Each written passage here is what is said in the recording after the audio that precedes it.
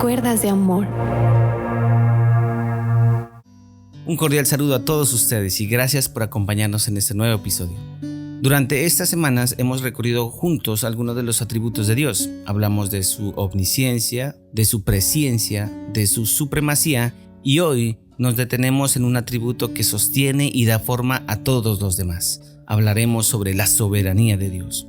Vivimos en un mundo donde la gente clama por control. Muchos buscan seguridad en el dinero, en la tecnología, en la política o en la gloria pasajera de los hombres. Pero surge una pregunta crucial: ¿quién está realmente sentado en el trono del universo? Para el creyente en Jesucristo, esta no es una cuestión secundaria, es la verdad central que da sentido a nuestra fe y a toda nuestra existencia. La soberanía de Dios no es un detalle teológico que adorna nuestros credos, es el fundamento mismo de la confianza cristiana. Como se ha dicho con acierto, los hombres permiten que Dios esté en todas partes menos en su trono, pero es precisamente a Dios en su trono a quien predicamos y a quien confiamos. La soberanía de Dios puede definirse como el ejercicio de su autoridad absoluta sobre toda la creación. Decir que Dios es soberano es en realidad decir que Dios es Dios. La Escritura afirma en el Salmo 137, versículo 6, todo lo que Jehová quiere lo hace en los cielos y en la tierra, en los mares y en todos los abismos. La confesión histórica de la fe reformada recoge esta verdad con firmeza. La confesión belga en el artículo 13 enseña que nada ocurre en este mundo sin la disposición ordenada de Dios. Y la confesión de fe en Westminster declara que el Señor hace todas las cosas según el consejo de su propia e inmutable voluntad para su propia gloria. Esto no describe a un Dios caprichoso, sino al Rey santo y justo, perfecto en todo lo que hace. Podemos decir que la soberanía es el atributo ejecutivo de la divinidad.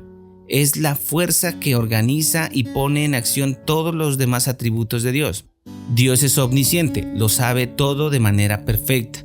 Dios es omnipotente, nada limita su poder. Pero ¿qué garantiza que este conocimiento infinito y ese poder sin medida no se convierta en un caos o arbitrariedad? La respuesta es su soberanía. La soberanía asegura que todo lo que Dios hace está alineado con su carácter eterno, sabio, justo y santo. Su voluntad no está sujeta a otra ley, Él mismo es la ley y todo lo que hace es correcto. Un Dios que no fuese soberano, aunque poseyere conocimiento y poderes infinitos, sería una fuerza inestable e impredecible, no el Rey glorioso en su trono. Cuando hablamos de soberanía humana y la comparamos con la soberanía de Dios, la diferencia es abismal. La soberanía humana es delegada y limitada, la divina es inherente e ilimitada.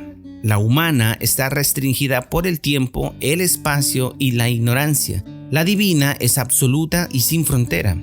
La humana es corruptible y finita. La divina es eterna e inmutable.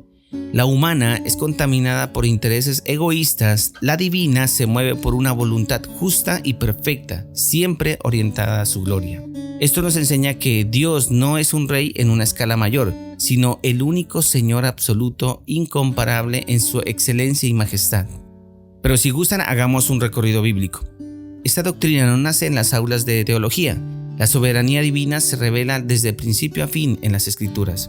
En el libro de Génesis, capítulo 1, versículo 1, leemos: En el principio creó Dios los cielos y la tierra. Y en el versículo 3 dice: Y dijo Dios, sea la luz, y fue la luz.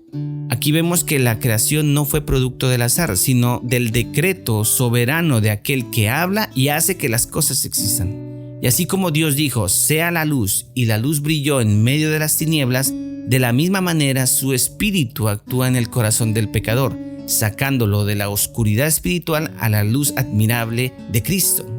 La soberanía que formó el cosmos es la misma que obra nuestra redención. La historia del rey Nabucodonosor, el libro de Daniel, es un testimonio claro y directo de la soberanía de Dios sobre las naciones y sus gobernantes, incluso sobre los más poderosos. Y a lo largo del capítulo 2 y 4, Dios trabajó para convencer a este rey pagano de su supremacía. Aunque éste ya había reconocido la soberanía de Dios después de que Daniel le revelara e interpretara un sueño anterior, su orgullo era tan grande que construyó un ídolo de 90 pies para que todos lo adoraran. Un acto de total arrogancia contra el Dios de Israel.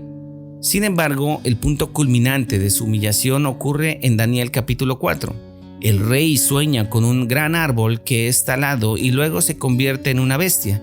Daniel le advierte que el sueño es una profecía sobre su propio orgullo y que será humillado si no se arrepiente. Un año después, Nabucodonosor, mientras se jacta de haber construido la Gran Babilonia con su gran poder, es inmediatamente golpeado por una enfermedad mental que lo hace vivir como un animal salvaje. Pasa 7 años en esa condición hasta que finalmente recupera la cordura y se humilla ante el Dios de los cielos. En su confesión final, Nabucodonosor proclama que el dominio de Dios es eterno, que hace según su voluntad en el ejercicio del cielo y los habitantes de la tierra, y que no hay quien detenga su mano. Esta historia enseña una lección fundamental. Dios es soberano sobre el orgullo de los hombres y tiene el poder de humillar a los más soberbios. Dios no actúa por capricho, sino que usa el juicio y la disciplina para revelar su poder y para que su nombre sea glorificado incluso a través del castigo de los impíos.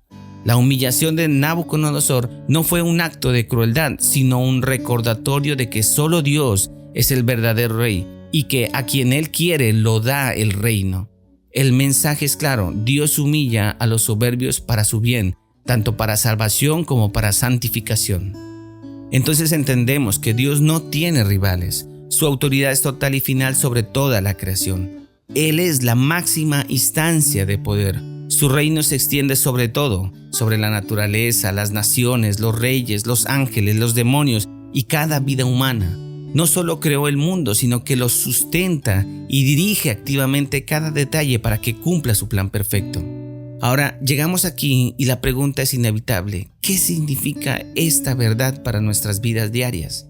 Primero, pues, que es un consuelo en la prueba. Aunque no entendamos nuestras circunstancias, sabemos que hay un Dios soberano que está en control de cada detalle de nuestras vidas. Lo segundo es confianza en la oración. Nosotros no oramos a un ser distante o limitado, sino al Rey del universo que actúa conforme a su perfecta voluntad. Tercero, que la humildad es vida. Reconocer su soberanía nos libra del orgullo. Todo lo que tenemos proviene de Él y debe volver a Él en gloria. Y cuarto, valentía en el testimonio. Proclamamos el Evangelio con certeza, confiando en que Dios mismo, quien obra para la salvación en todos los corazones.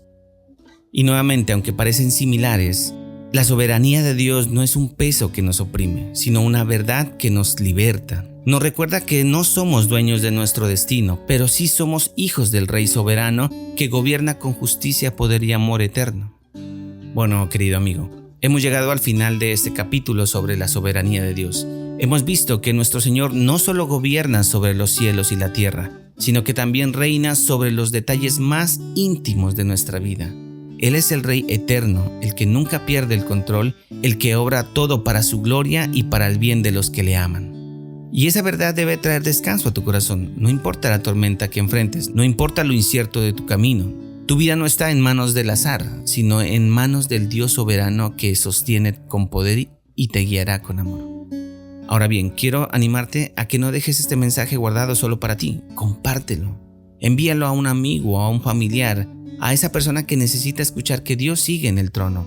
Publica este episodio en tus redes sociales porque nunca sabes a quién puedes alcanzar con una palabra de esperanza y de verdad. Y por supuesto, no te pierdas los próximos capítulos de esta serie sobre los atributos de Dios. Cada semana iremos descubriendo más de su grandeza, de su gloria y de cómo esas verdades transforman nuestra vida para bien y para nuestro diario vivir. Así que te invito a seguir conectado, a suscribirte, a compartir y a ser parte activa de esta comunidad que proclama al Dios de la Biblia, al Dios soberano y al Dios de toda gracia. Que el Señor te bendiga, te guarde y haga resplandecer tu rostro sobre ti. Nos escuchamos en el próximo capítulo. Dios te bendiga.